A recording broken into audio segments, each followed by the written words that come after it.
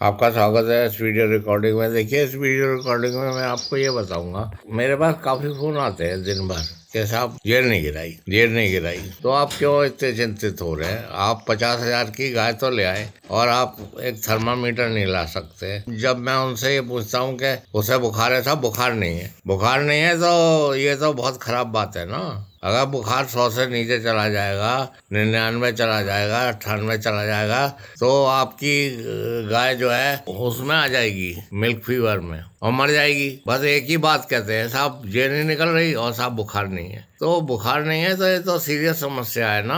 आप थर्मामीटर रखिए। जब 50,000 की 1 लाख की गाय है, भैंस है आपकी, तो थर्मामीटर क्यों नहीं रखते? और साहब मैंने कान पकड़ के देख लिया, बुखार नहीं है। अरे ऐसे नहीं होता भाई। अगर आप जाड़े में कान पकड़ के देखेंगे तो वो आपको गर्म लगेगी।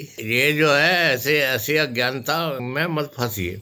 50,000 का जानवर है, 40,000 का जानवर है, और आप थर्मामीटर नहीं रख सकते। फिर ये कहते हैं बुखार नहीं है साहब इसको। मैंने देख लिया साहब, मैंने कान पकड़ के देख लिया उसका। ऐसा काम मत करिए। और दूसरी बात यह है कि जब तक उसका टेम्परेचर डाउन रहेगा, जेर नहीं निकलेगी। आप क्यों परेशान हो रहे हैं आप बेकार के लिए? और आपको मैं अपने वीडियो में बता रहा हूँ कि अगर जेर नहीं निकल रही है तो ऐसी कोई खास बात नहीं है, कोई खास बात नहीं है। आप बच्चे को दूध पिलाइए और एंटीबायोटिक मत लगाइए। अगर आप एंटीबायोटिक लगा देंगे तो जेब जेब जेब जेर जो है सड़ेगी नहीं और फिर निकलेगी नहीं। और उसका खींच के भी मत निकालिए। उसमें या तो खून खच्चर हो जाएगा या बुखार आना शुरू हो जाएगा। वो निकल जाएगी, कोई ऐसी दिक्कत की बात नहीं है। आप क्लोप्रोसिडॉल का इंजेक्शन पहले ही ला के रख लीजिए। अगर जेर नहीं निकलती है तो पुट्ठे पे लगा दीजिए, इंट्रामस्कुलर 2 ml।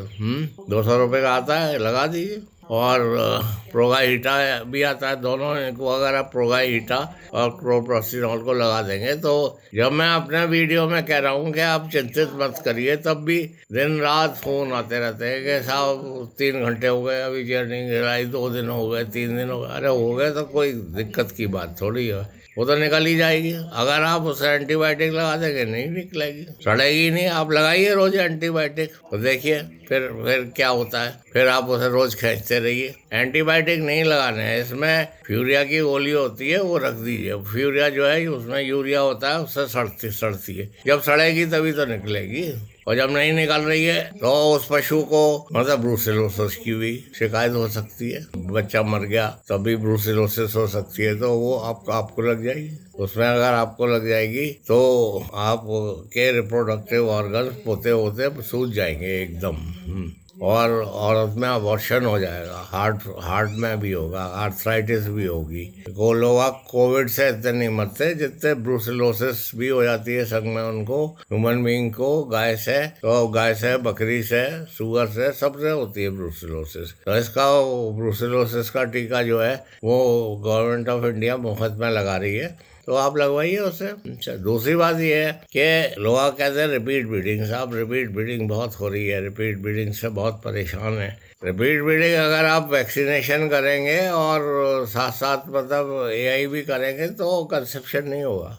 बिल्कुल कंसेप्शन नहीं होगा। अगर आपने कोई भी वैक्सीनेशन कर दिया, थैलेरिया का कर दिया, ब्रूसेला का कर दिया, और आपने क्या कहते हैं एफएमडी का कर दिया, लंपी का कर दिया, तो ये एचएसबी का कर दिया, तो जब आप मतलब एआई कर रहे हैं तो वैक्सीनेशन मत करिए। 7-8 हफ्ते वैक्सीनेशन मत करिए। देखिए जो बीज होता है वो फॉरेन वो है, और वैक्सीनेशन में उसको वो निकाल के फेंक देगा, वो उसको जमने नहीं देगा, बच्चे को जमने नहीं देगा, क्योंकि वो फॉरेन बॉडी है। फॉरेन बॉडी को कोई बैक्टीरिया घुसेगा उसको।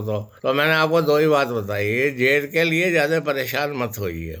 वीडियो देख लीजिए, मैंने बहुत सारे वीडियो बना रखे, और बेकार में ये कैसा जेर खा गई। अरे अभी ऑस्ट्रेलिया में आप देख लिए वीडियो वगैरह, वहां तो 80-80, 90-90 जानवर एक दिन में ब्याते हैं, तो वो तो अपनी जेर खाते हो। अब आप इसको मानेंगे नहीं, आप नेट पे देख लीजिए। मैं इंग्लैंड में था, वहां भी सारी जेर वो जानवर ही खा जाते हैं अपनी। तो उससे प्रोगाहीटा होता है, वो मिल जाता है। तो मैंने ये आपको बताया, दो चीज बताई। एक तो ये बताया कि जेर के लिए ज्यादा परेशान मत होइए, और दूसरी बात विशेष ये बता दी कि अगर आप एआई के साथ साथ वैक्सीनेशन कर रहे हैं या कंसेप्शन हो जाने के बाद भी वैक्सीनेशन कर रहे हैं, फिर लोग कहते था 2 महीने में अबॉर्शन कर गई। अरे अगर आप वैक्सीनेशन करेंगे अबॉर्शन करी जाएगी। हाँ, अगर आपने HSV-2 का कर दिया या थैलेरिया का कर दिया या ब्रूसेला का कर दिया तो वो तो अबॉर्शन करेगी। तो ऐसा सचेत रहिए, अपने पास रिकॉर्ड रखिए और अपने पास वैक्सीन रखिए, और जो डॉक्टर साहब आपके आते हैं उनको बता दीजिए कि साहब हमारी जो है